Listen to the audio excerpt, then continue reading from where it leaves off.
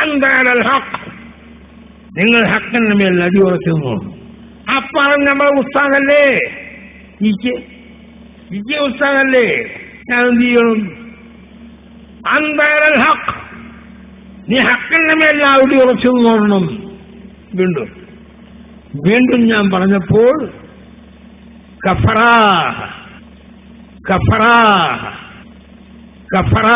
മുസ്ലിം ലോകം ഞെട്ടിച്ചറിച്ചുപോയി.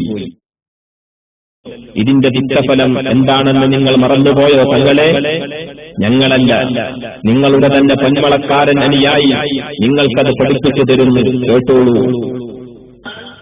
ഉലമാവിനെ നിന്ദിക്കുക, അവരെ അനാദരിക്കുക എന്ന് പറയുന്നത് സ്വന്തം മാതാപിതാക്കളെ വെറുപ്പിക്കുന്നതിനേക്കാൾ അപകടമാകുന്നു.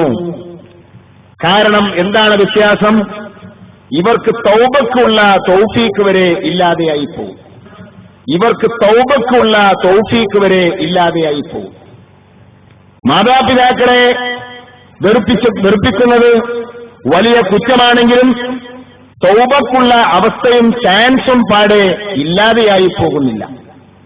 ബഹുമാനപ്പെട്ട ഇബ്നു അബ്ദുസ്സലാം റഹ്മഹുല്ലാഹ് പറയുന്നു, എന്നാൽ അതുപോലെയല്ല ഉലമാഇനെ, വിശിഷ്യ അസാത്തിദത്ത്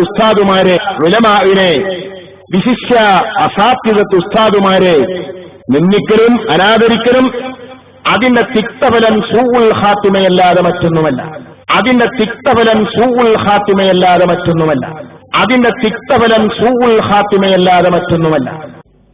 അത് തന്നെയാണ് ഞങ്ങൾക്കും പറയാനുള്ളത്.